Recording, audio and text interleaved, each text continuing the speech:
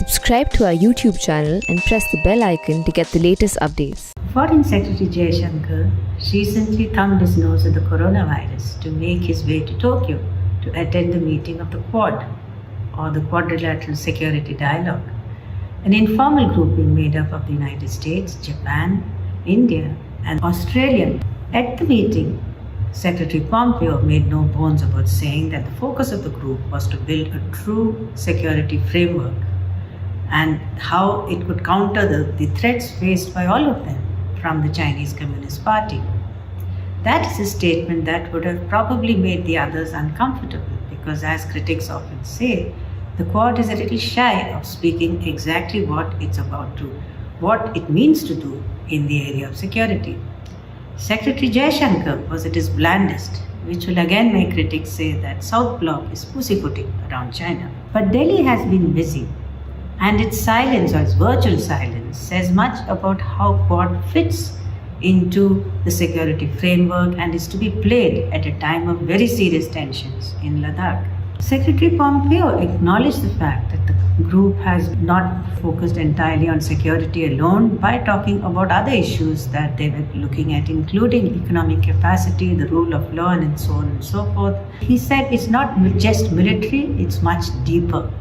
And that's not just talk. For instance, India and Japan have virtually inked a pact to cooperate on 5G technology in a market like India, which is worth billions and is probably likely to go much more in the aftermath of the coronavirus itself. So that is now behind us.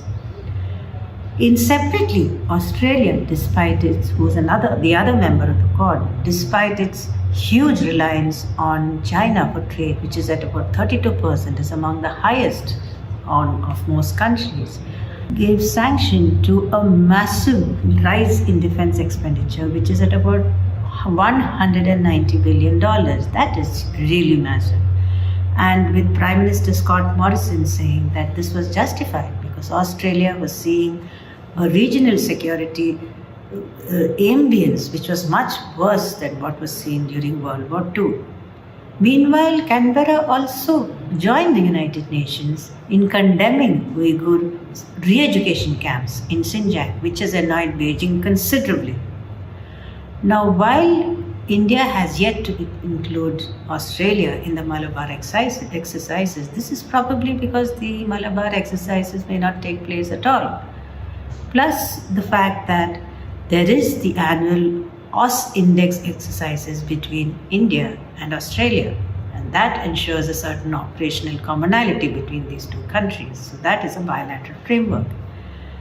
Japan's own position, once following the exit of Shinzo Abe, who was really the brain behind this whole Indo-Pacific strategic architecture, has changed and is likely to change further.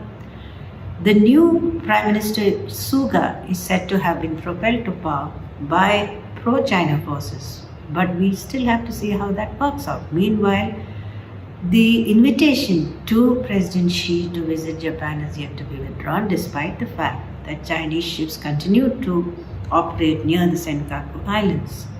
The Japanese Defense White Paper makes no bones about the fact that the threat from Beijing has increased, and that there is an attempt by it to make its presence permanent in Senkaku, much as the way as Beijing is trying to make its presence permanent in Ladakh as well.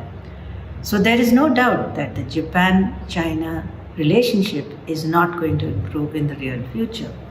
And meanwhile, Japan and India have again very quietly signed a very important logistics agreement, which is called the ACSA, or the Acquisition and Cross-Servicing Agreement, which essentially, simply put, means that Japanese ships can now operate as far as the Indian Ocean can get logistic support from Indian ports in the ocean or from Indian ships, as the case may be.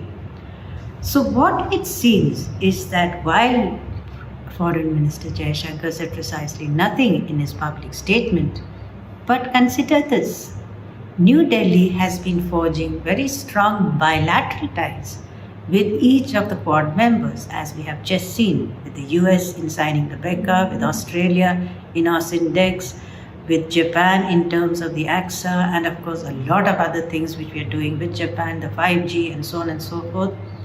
Alongside this, also the Indo-Pacific Oceans Initiative, recently launched in November by the Prime Minister at the East Asian Summit. That is an interesting grouping, and it also deals with maritime security. India had invited Vietnam to be a part of it.